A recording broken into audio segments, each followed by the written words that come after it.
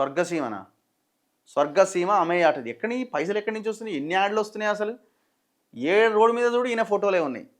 Constable అవతారం ఎత్తాడు, కూరగాయలు కట్ చేస్తుంటాడు, బాత్రూమ్లు కడుగుతుంటాడు, రకరకాల. ఇప్పుడు ఆయన లలితా జ్యువెలరీ ఆయనే షాప్ ఆయనే యాడ్ కదా. ఈయనది కూడా అంతే. ఈయనదే రియల్ ఎస్టేట్ కంపెనీ, ఈయనే యాడ్స్, ఈయనే ప్రమోట్ చేసుకుంటూ ఉంటాడు. పెద్ద పెద్ద ఈ ఆంధ్రజ్యోతికి అయితే మరి ఎన్ని లక్షలు ఇస్తున్నాడు. టీవీలో ఈయనదే యాడు, పేపర్లలో ఈయనదే యాడ్. తిరుమలాపూర్ బాలానగర్ బెంగళూరు హైవేలో త్రిబులార్కి సమీపంలో కడుతుండట. ఒక్కసారి ఫ్యామిలీతో విజిట్ చేసి మంచి నిర్ణయం తీసుకోవాలన్నట.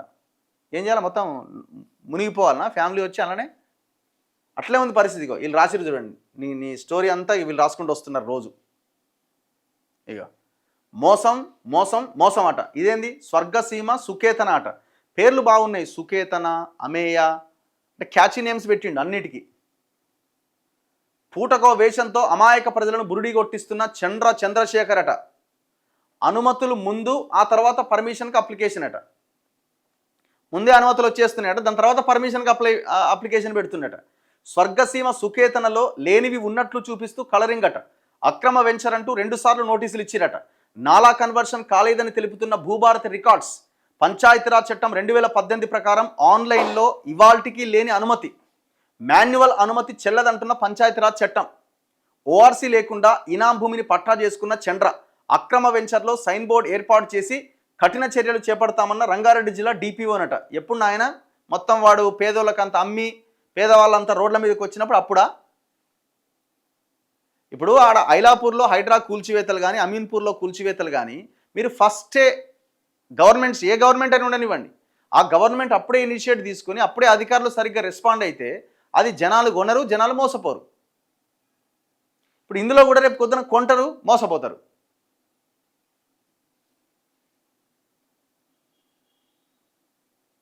అందుకే జనాలకు చెప్పేది ఏంటంటే 1-2 సార్లు ఆలోచించండి.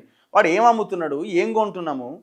వాడు రోడ్లు వేసి పెద్ద పెద్ద కమాండ్లు కట్టి కలర్ బ్రోచర్లు చూపించి ఆ ఇన్స్టాలో ఫేస్బుక్లో పేజెస్ పెట్టి వీడియోలు చేసి మనము మా పైసలు ఉన్నాయి కదా బీరువాలో, ఒక 5 లక్షలు 10 లక్షలు కడదాం, ఇంకా వాడు ఈఎంఐలు అంటాడు, నానా బీభత్సాన్ని సృష్టిస్తాడు. ఇక వాడు నువ్వు ఒక్కసారి నాకు ఎంటర్ అయితే కథమే. ఇక నువ్వు ఫ్లాట్ కొని బయటికి రావాల్సిందే, ఆ ప్లాట్ కొని బయటికి రావాల్సిందే.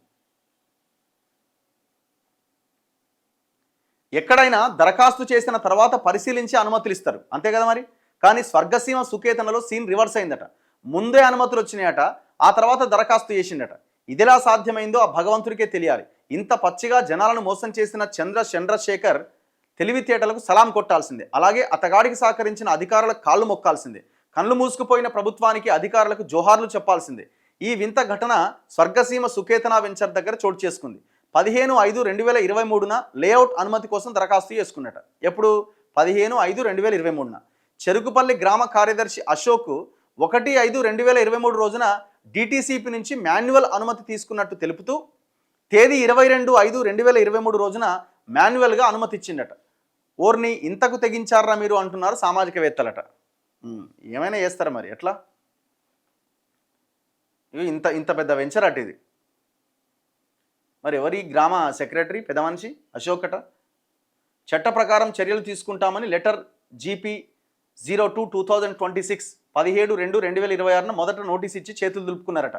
మళ్ళీ రెండోసారి సైతం అక్రమ వెంచర్ పైన 4/2026న గల నోటీసు తేదీ 2/3/2026న నోటీస్ ఇచ్చి నెల దాటిన అటువైపు కన్నెత్తి చూడలేదట.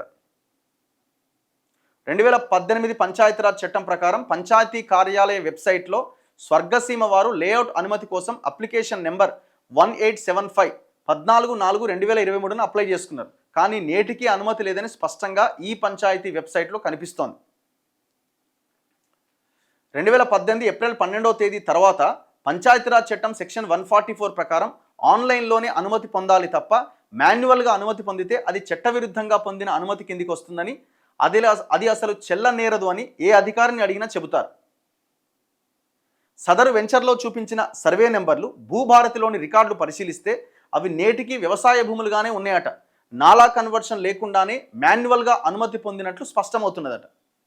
నాలా కన్వర్షన్ లేకుండా ఎట్లా భూములు లేఅవుట్ చేసి అమ్ముతారండి? అవకాశమే లేదు కదా. అంటే ఇది ఫేక్ అనమాట, ఫేక్ వెంచర్. నెక్స్ట్ మిగతా వార్తల్లో